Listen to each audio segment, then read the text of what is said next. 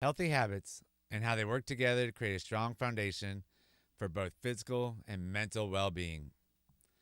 Welcome back to the Marcus Allgood Show. I appreciate everybody listening and following, and all the new people that have joined in on the venture that we are doing. Talking about healthy habits, mindset, working out, fitness, just anything related to changing your body, changing your mindset, and just getting better as a whole. All the personal development that we can get into. Today we're talking about healthy habits and how they intertwine together to get you to the best possible version of yourself that you can be. Some of the areas that we're going to talk about: exercise, nutrition, sleep, and stress management aren't just individual habits. They create a powerful system that supports your body and mind at the highest levels. First, we're going to talk about regular exercise, moving your body, sharpening your mind, and how this is going to help out you to become a better version of yourself. So, exercise is not just about getting jacked, building muscle, and losing weight. It's about energy, mental clarity. It's about emotional health. It's about mental clarity, and it's about getting some of those demons out that you have built up in your head and letting all that nastiness out on the weights or running, anything like that. Like just letting yourself get free and being in a place where there's nothing else to think about but just working out. When you move your body regularly, whether it's lifting weights, HIIT workouts, walking, cycling, Pilates, yoga, playing basketball, anything like that, you release endorphins inside your body, and those endorphins are your natural mood boosters. They're going to put you in a better mood naturally without having to use alcohol, cigarettes, drugs, anything like that. Like this is your drug right here. This is what's going to boost your endorphins safely and in a good way. It's going to give you the energy you need to finish out the rest of the day, or give you the energy to finish, or just to end your day. You know, you come home from work, you're super tired. You're like, oh my gosh, I don't want to do anything. But as soon as you go to the gym, or as soon as you go to yoga, as soon as you go do some kind of workout, next thing you know, you have a lot more energy to get through dinner, get through taking a shower, getting to bedtime when you need to be, instead of coming home wanting to take a nap or something. Like this is going to give you the energy that you need. It's mood and mental health by reducing anxiety and depression. Regular physical activity improves mood and mental health by reducing anxiety and depression. Like that stuff's just going to go away for that 1 hour. It can go away for longer as long as you know how to deal with it. It's going to help your brain function by increasing focus, memory, and creativity. And it's great for long-term health by reducing the risk of heart disease, diabetes, and obesity. So it's a win-win. You're going to have more energy.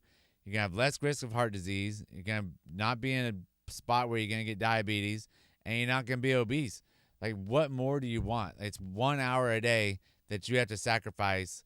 You can do 30 minutes if you want to, but it's 1 hour a day out of your 24 hours that you need to sacrifice to get this natural boosters going in your body and to help fight heart disease, diabetes, and obesity. And it's just a win-win all the way around. But the tip is you have to choose the activity that you enjoy. Exercise should feel like a reward, not a punishment. Me, I wake up every day excited to work out. That's my one thing that I want to do.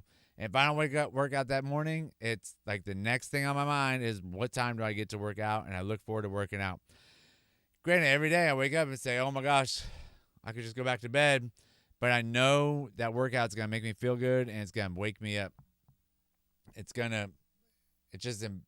just helps out my body, helps out my mental state, helps everything out about it.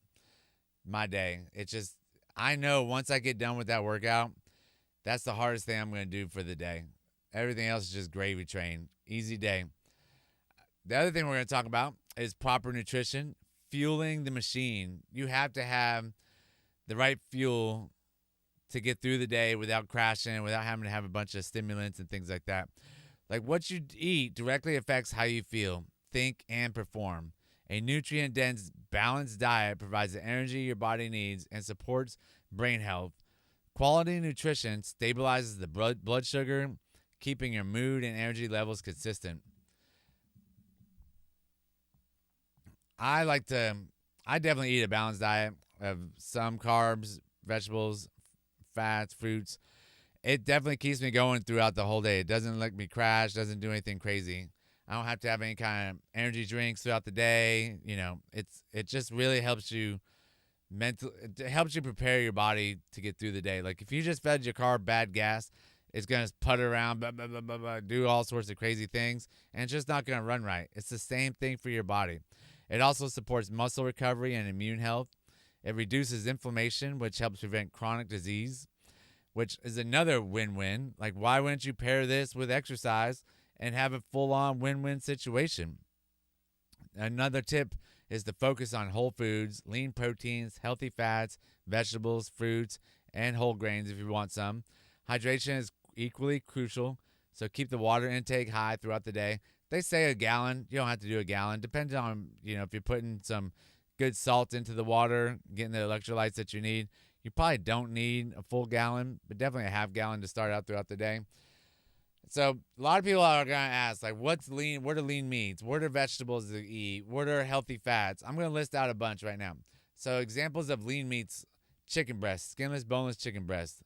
Pound it out to half-inch thick, grill it, good to go. Turkey breast, lean ground turkey, sirloin steak, pork loin, bison, venison, pretty much any kind of fish. You could do tuna, cod, haddock. You can do salmon. Salmon's got a little bit more fat in it, but it is pretty good. It is a really good fish because you're going to get the essential fatty oils that you're going to need. You could also do some ground chicken breasts. It's 93.7. You could do some ground meat if you need to, 93.7. Drain the fat off. Now you got some 99.1. Probably more like 97.3. So some of the healthy fats we have, you got avocados, olive oil, coconut oil, nuts. You got to remember, nuts are full of fat. Like, you don't just take a big old giant handful of these nuts and eat them. But you got almonds, walnuts, cashews. And then some of the seeds you have is chia seeds, flax seeds, pumpkin seeds. Chia seeds are actually really good in fiber, and they have some protein in it, a good protein ratio, but they do have a little bit of fat. You got some nut butters, almond butter, peanut butter. I recommend just going to the store that you can grind your own peanut butter or make your own almond butter. Don't buy the store-bought Jiffy because it's got a bunch of sugars and extra stuff in it that you don't need. Fatty fish. Healthy fats coming from salmon, mackerel, and sardines. If you can stomach some mackerel, go for it.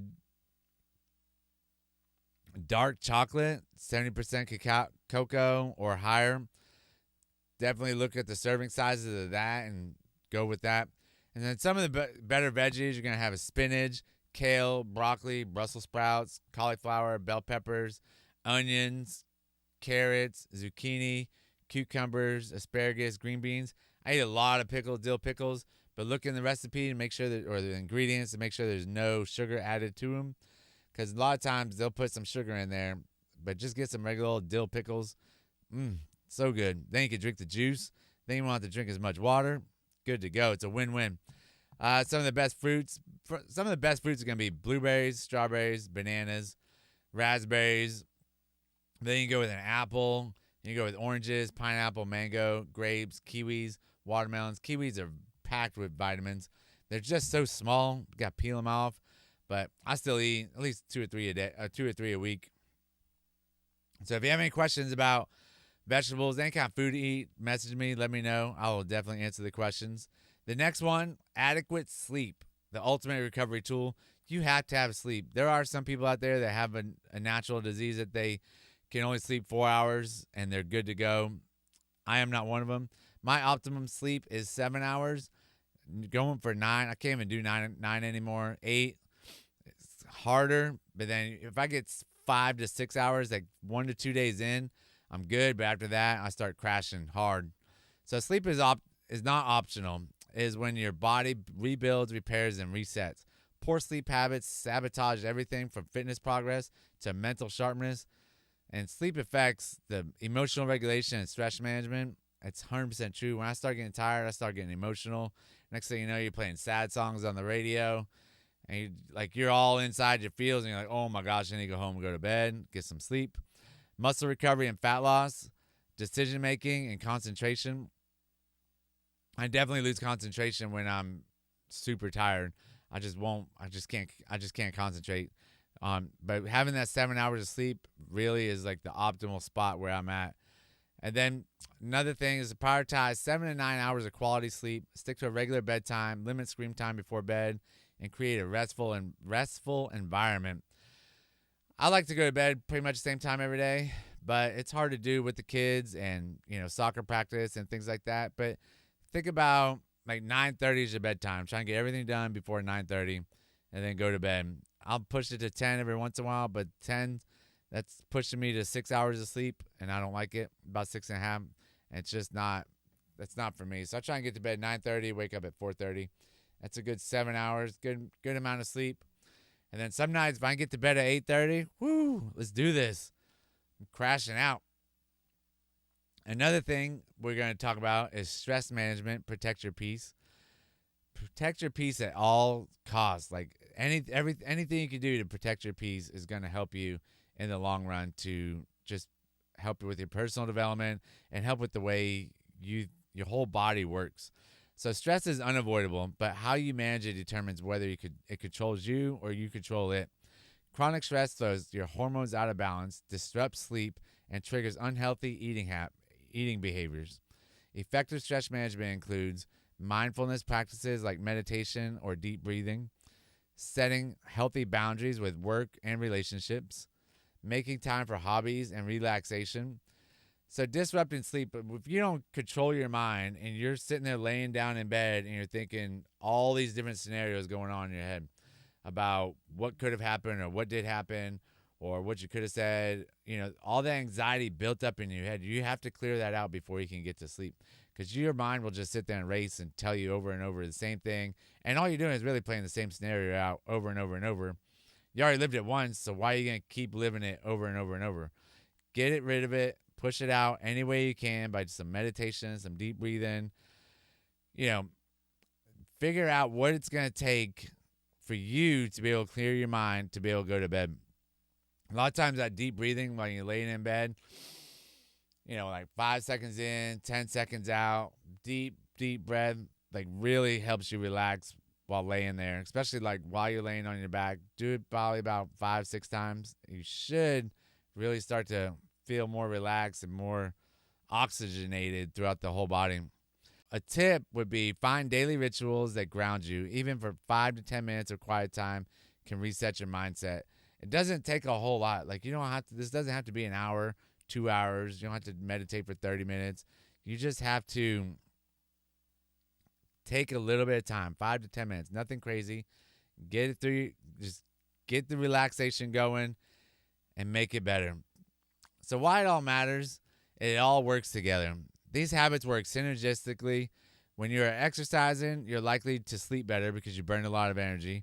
When you're sleeping better, you're managing stress more easily because you can think better, the clarity's there, you're not emotional, things like that. And when stress is under control, you make healthier food choices. You're not stress eating. A lot of people blame stress for eating like trash. Don't do that.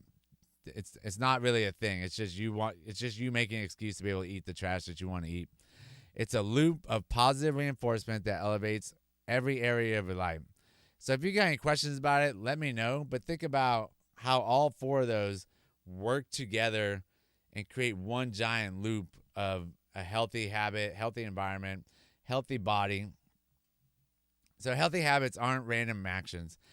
They're your foundation. Start small, be consistent, and watch how these 4 pillars transform your energy, focus, and overall happiness. This is how you become the best version of yourself, by stacking small daily victories that keep your mind and body operating at their highest levels. And that's the pod. I appreciate everybody watching. And if you got any questions, reach out to me, and see you on the next pod. Thank you.